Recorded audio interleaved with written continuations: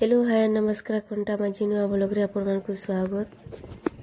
एटा madam जिंदा कि नखे पाखे हराना तो मते मार्केटिंग ले कहते तो आमे माने सब भाई लोग के सिटी बाजार मेट्रो जेंदा कि कोना जे नो ओपनिंग हिचे 20 तारीख हेतिला तो आमे वीडियो लेट पोस्टिंग कलु बाकी जेहेतु वर्षा ही होतला आमे जानि पारे तो काकड़ा मार्केटिंग करू जे मैडम निजे कहबे आमे पले गलो इटा नुआखी शॉपिंग करबार लगी है बाबुर लगी कपड़ा माने इटा किनी कुड़ा नै गलो है तापरे देखि परति इटा छामन कोठा होछि मिनिमम रेट भी होछि 49 टका रो स्टार्टिंग कर पूरा 1000 टका तक भी होछि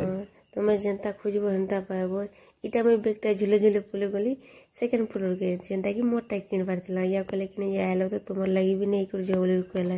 बोले मोर लगी नै कर पले गली में ड्रेस जुड़े तापर इटा देखि गली आ फिर किन काना छै बोले ट्रायलम खोजबो ट्रायलम रे पले गतो तो ट्रायलम रे बाबू मस्ती करते रही ना से बाबू गला सेन के देखि कि सेन दर्पण में लेथाल बाबू से ताके टले देखि दुखा देली एमी और तीर फिर बाहरी गलु आमे बाहरी गला पुरा इटा